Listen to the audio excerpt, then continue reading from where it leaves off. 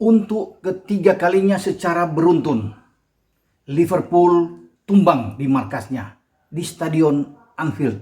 Sesuatu yang jarang mereka temui setelah pada tahun 63 atau 54 tahun yang silam mereka mengalami hal yang sama. Dan ini terulang kembali dan menutup peluang mereka untuk bersaing memperebutkan gelar juara di IPL pada musim ini.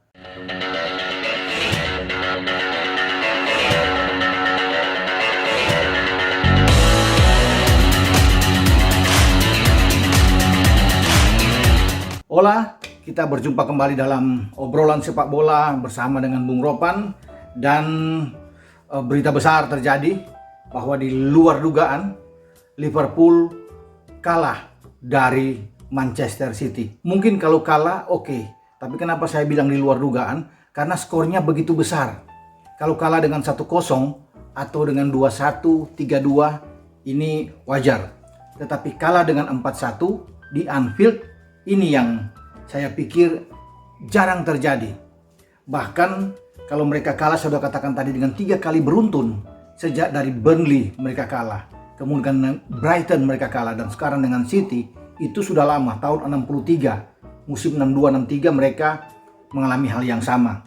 Saat itu dijuarai oleh tetangga mereka, Everton menjadi juara. Tapi Liverpool kemudian pada tahun 64 mereka menjadi juara, masih dengan nama divisi 1 yang dimainkan oleh 22 klub. Jadi sudah begitu lama. Namun bagi Manchester City, kalau menang dengan skor yang begitu besar, itu terjadi sudah sangat lama. Kalau bisa dihitung 84 tahun silam, jauh sekali ya. 26 Maret 1937 terakhir kali bagaimana Liverpool keok di Anfield dengan skor yang gede, 0-5 dari The Citizens Manchester City. Setelah itu ada kekalahan-kekalahan sedikit, tetapi tidak begitu menyolok ya. 2-1, 1-0 ya. Mungkin ada 2-0, tetapi dengan skor yang telak. Baru pertama kali ini terjadi di Anfield setelah tahun 37 dan terulang pada musim 2020-2021 ya. Di saat Liverpool lagi terseok-seok ya, berbagai masalah terjadi, mereka gagal untuk bisa menghentikan langkah dari Manchester City. Dan memang musim ini adalah musim terburuk mereka. Kalau kita ke belakang pada musim lalu, di mana mereka tampil sangat fantastis, yang luar biasa untuk bisa merebut gelar juara. Dan musim ini adalah musim paling parah mereka karena banyak masalah yang terjadi dengan Liverpool, sehingga Stadion Anfield tidak lagi angker buat mereka karena sudah ternoda 3 kali secara beruntun. Tapi skor 4-1 sekali lagi, ini memang di luar dugaan. Bahkan ketika Salah menyamakan kedudukan kemarin 1-1 lewat penalti, setelah Gundogan membuat gol pertama, ada harapan. Namun kemudian itu sirna. Saya tidak akan membahas terlalu jauh soal taktik karena kita sudah saksikan bersama-sama bagaimana hasil pertandingan kemarin ya. Ada 2 mungkin blunder dari penjaga gawang terbaik mereka, Alisson Becker ya, ketika bagaimana Foden bisa memberikan umpan terhadap Gundogan untuk bisa mencetak gol. Kemudian Bernardo Silva juga melakukan chip atas kesalahan dari Alisson terhadap Sterling untuk bisa membuat gol. Tapi sebenarnya skor kemarin akan lebih banyak juga kalau Ilkay Gundogan mampu memanfaatkan penalti di babak pertama yang gagal. Bukan tidak mungkin skor akan 5-1 ya. Tetapi dengan 4-1 saya juga agak terkejut ya. Tetapi itulah yang harus lihat kenyataan yang ada, bahwa pasukan klub saat ini memang boleh saya katakan sudah harus angkat bendera putih. Artinya menyerah ya, untuk bisa bersaing merebut gelar juara. Mereka tidak akan mungkin mempertahankan gelar juara pada musim ini. Kita boleh mengatakan bahwa ini masih kepagian. Oh tidak, menurut saya tidak ya. Bahwa untuk bisa menjadi juara tidak mungkin lagi dengan kondisi seperti ini. Karena situasi yang ada di dalam tim itu sangat compang-camping. Saya pikir banyak kendala cedera yang dihantui oleh Liverpool, silih berganti dari pemain belakang ke pemain tengah ke pemain depan. Itu yang menyulitkan mereka, dan saya pikir ini harus secara positif harus diterima oleh Jurgen Klopp, bahwa mereka harus mengamankan posisi 4 besar saja. Target mereka hanya di situ. Ya. Untuk juara agak berat. Ya. Bukan berat, bahkan saya mengatakan sudah harus lempar bendera putih, harus menyerah di sini. Tetapi Klopp bukan menyerah harus mereka keluar dari 4 besar. Mereka harus bisa mengamankan zona Champions untuk mendapat tiket ke Liga Champions. Dan itu tidak mudah, ya, karena pesaing-pesaing Liverpool itu sangat kuat. MU ada di posisi kedua dan Leicester bahkan sudah mengambil alih posisi ketiga. Di belakang Liverpool itu ada Chelsea yang sedang bagus-bagusnya dalam 4 pertandingan terakhir tidak kalah setelah dilatih oleh pelatih baru mereka, Thomas Tuchel di sini. Ada West Ham juga, si kuda hitam yang juga mengintip Liverpool dengan hanya selisih 1 poin. Chelsea dan West Ham dengan 39 poin, Liverpool 40 poin. Jadi memang ini sangat ketat. Belum lagi ada Everton, tetangga mereka yang masih menyisakan 2 pertandingan yang mampu untuk bisa melewati Liverpool. Jangan kaget juga Tottenham Hotspur, ya, walaupun 36 poin, tetapi Hotspur ini bisa mengancam juga, ya, untuk bersaing dalam pertarungan di 4 besar. Liverpool juga saya pikir terancam juga, bukan saja tidak akan ada di 4 besar, tetapi juga berbahaya untuk di Liga Eropa.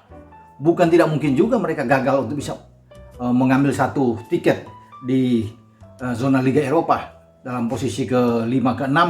Ini sangat berbahaya kalau melihat statistik mereka yang tidak begitu bagus, ya. 5 pertandingan terakhir di kandang mereka tidak pernah menang. Ya, bahkan 3 kandang berturut-turut mereka kalah. Ini situasi yang buruk, ya, yang jarang sekali terjadi bagi tim sekuat Liverpool, tetapi itu harus mereka alami. Inilah perputaran yang harus terjadi dan Klopp harus bisa menerima itu. Realistis yang harus terjadi bahwa mereka harus mengamankan posisi 4 besar dan memang sangat sulit untuk ke depan karena Liverpool akan bertarung melawan Leicester ke depan nanti, melawan Everton. Ini juga sangat sulit sebelum mereka melawan Sheffield, bermain di kandang Sheffield. Tidak mudah juga, ya. Memang bagi City mereka akan terlibat dalam pertandingan-pertandingan yang seru, menghadapi Spurs nantinya, ya, menghadapi Arsenal. Kemudian pada tanggal 6 mereka akan terlibat dalam derby Manchester menghadapi Manchester United. Tetapi dengan selisih poin yang 10, di mana mereka 50 poin, kemudian Liverpool hanya dengan 40 poin, mereka masih menyisakan 1 pertandingan. City berarti akan 13 poin berselisih. Nah, kekalahan Liverpool kemarin juga memang agak memukul bagi Manchester United. Kenapa? Karena Manchester United punya kepentingan.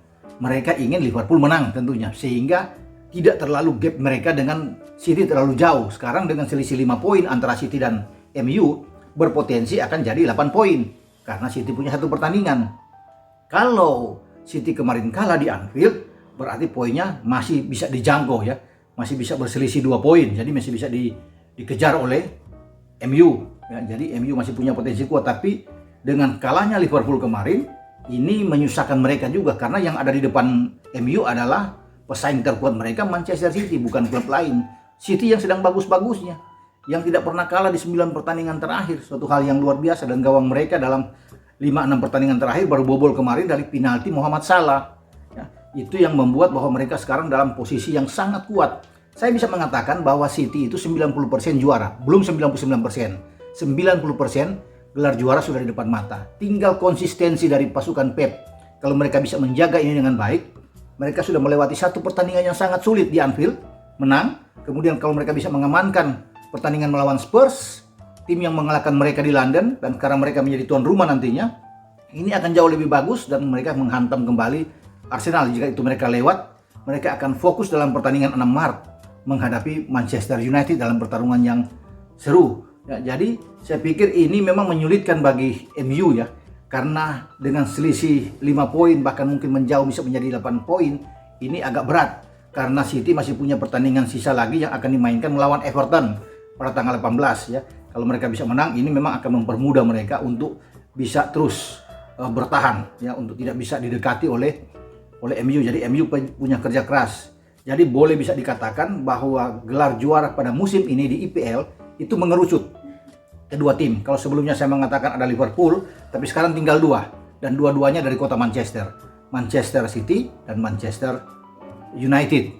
Jadi memang sangat disayangkan kekalahan kemarin dari Liverpool setelah mereka mendapatkan angin dengan 6 poin di London melawan Spurs dan melawan West Ham, tapi kembalinya mereka kena turbulensi lagi, dipukul oleh Brighton dan sekarang kalah dari City. Saya juga tidak menduga bahwa akhirnya Klopp bisa memaksakan memainkan Fabinho dan Hendo setelah Fabinho kembali. Tidak mengambil satu keputusan Hendo dorong ke depan untuk tidak memainkan lebih awal Curtis Jones. Jadi kalau Hendo lebih dulu dimainkan mungkin bersama Gini dan Thiago, ini akan jauh lebih baik dengan menempatkan Ozan Kabak yang hanya ada di bench untuk apa jadi didatangkan tapi tidak dimainkan ya. Justru yang dimainkan adalah Hendo bersama dengan Fabinho yang baru kembali setelah cedera. Padahal Hendo dibutuhkan untuk bisa bermain di tengah untuk bisa menjaga keseimbangan permainan dari Liverpool. Tapi itulah pemikiran mungkin dari Jurgen Klopp, berbeda tentunya, dan dia punya suatu taktik dan strategi sendiri. Tapi akhirnya mereka harus kalah ya, terlepas dengan ada 2 blunder dari Alisson, tetapi ini pukulan berat buat Jurgen Klopp, menjadi pelajaran penting. Mereka bersiap, saya katakan, mengamankan posisi 4 besar, juga tampil bagus di Liga Champions yang masih punya peluang buat mereka untuk bersaing walaupun dengan situasi yang sangat sulit, sambil berpikir bagaimana mereka bisa kembali tampil pada musim depan dengan gairah baru, dengan semangat baru untuk bisa memperbaiki penampilan mereka. Kita akan tunggu nantinya perjalanan ke depan Liverpool, apakah mereka mampu untuk bertahan di 4 besar atau bahkan keluar hanya bersaing di zona Eropa. Oke, sampai di sini dulu pembicaraan kita dengan Liverpool, dan Anda jangan lupa untuk like, memberikan komentar-komentar yang positif, tentunya subscribe dan share channel YouTube Bung Ropan. Sampai jumpa, ciao.